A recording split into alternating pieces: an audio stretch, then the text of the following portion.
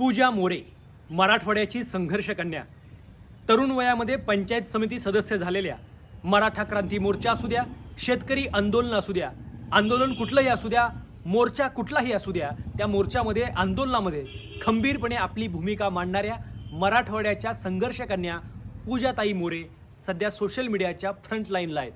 खरं तर आज दुर्दैवानं भारतीय जनता पार्टीनं तिकीट देऊन नंतर उमेदवारी अर्ज माघारी घ्यायला लावला आणि या सगळ्यामध्ये आता मनोज जरांगे पाटील देखील पूजा मोरे यांच्या पाठीशी खंबीरपणे उभे आहेत का, या व्हिडिओमध्ये आपण जाणून घेणार आहोत. मित्रहो नमस्कार. कालपासून सोशल मीडियाच्या माध्यमातून चर्चेचा विषय ठरलेल्या पूजा मोरे यांचं प्रकरण आपण कालपासून पाहतोय. भारतीय जनता पार्टीकडून उमेदवारी जाहीर झाल्यानंतर अचानक त्या ट्रोलिंग झाल्या आणि ट्रोल झाल्यानंतर अचानक त्यांना उमेदवारी अर्ज माघारी घ्यावा लागला. उमेदवारी अर्ज माघारी घेताना पूजा मोरे आणि त्यांचे पती धनंजय जाधव यांच्या डोळ्यातून अश्रू येत होते, त्यांना रडू कोसळलं होतं. हे आपण सगळं व्हिडिओच्या माध्यमातून पाहिलेलं आहे. परंतु मराठा आरक्षण योद्धे मनोज जरांगे पाटील यांनी देखील आता पूजा मोरे यांच्या बाजूने आपला विचार मांडलेला आहे. खरं तर पूजा मोरे म्हणजे मराठवाड्याची संघर्ष कन्या. शेतकरी आंदोलन असू द्या किंवा मराठा क्रांती मोर्चा असू द्या, याच्या माध्यमातून ठोकपणे आपली भूमिका मांडताना त्यांनी सत्यावरती कोण आहे ह्याचा कधीच विचार केला नाही. प्रामाणिकपणे संघर्ष केला आणि आपली जी काही भूमिका आहे ती मांडण्याचं काम केलं.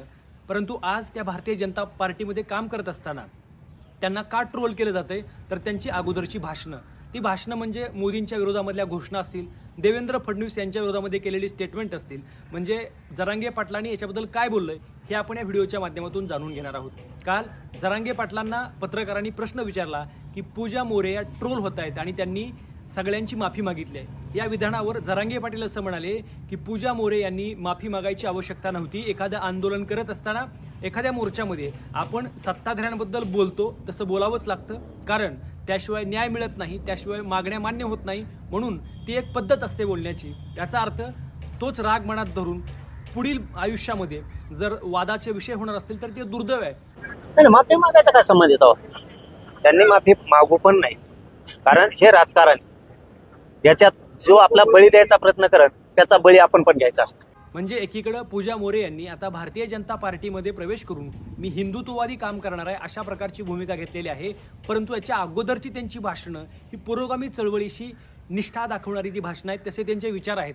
जरांगे पाटील असं म्हणाले की पूजा मोरे यांची अगोदरची भाषणं आणि त्यांचं आत्ताचं राजकीय करिअर, म्हणजेच पूजा मोरे यांनी अगोदर घेतलेल्या भूमिका आणि त्या भूमिकाबद्दल त्यांनी आता माफी मागायची गरज नव्हती. मी ते सगळं प्रकरण काही पाहिलं नाही असं जरांगे पाटील म्हटलेत. मी सगळं प्रकरण पाहिल आणि मग जर खरंच मुद्दाम होऊन त्यांची उमेदवारी कॅन्सल केली असेल तर मी झोडपल्याशिवाय राहणार नाही, अशा प्रकारचं देखील वक्तव्य जरांगे पाटील यांनी केलंय. याचाच अर्थ मराठवाड्याची संघर्ष कन्या पूजा मोरे यांच्या पाठीमागं खंबीरपणे मनोज जरांगे पाटील उभे राहिलेले आहेत. जरांगे पाटलांनी अगदी खंबीरपणे सांगितलं की पूजा मोरे यांनी कुठल्याही प्रकारची माफी मागण्याची आवश्यकता नाही. मराठा समाज त्यांच्या खंबीरपणे पाठीशी आहे, कारण आंदोलनाच्या वेळी, मोर्चाच्या वेळी केलेली स्टेटमेंट, मांडलेले विचार हे त्या काळाची परिस्थितीला योग्य असतात. परंतु आज जर एखाद्या पक्षाचं ते काम करत असतील तर मला वाटतं त्या पक्षातल्या लोकांनी पूर्णपणे त्यांना स्वीकारायला हवं. ते टीकेच्या धनी का झाल्या, तर त्यांची अगोदरची स्फोटक भाषणं. खरं तर पूजा मोरे म्हटलं की मराठवाड्यामधल्या संघर्ष कन्या, म्हणजे तरुण वयामध्ये पंचायत समिती त्यांनी जिंकली आणि राजकीय कारकिर्दीला सुरुवात केली. पुढे स्वराज्य पक्षामध्ये काम करणारे आणि एक युवा नेतृत्व असलेले धनंजय जाधव यांच्यासोबत त्यांचा विवाह झाला. राजकीय कारकीर्द सुरू झाली.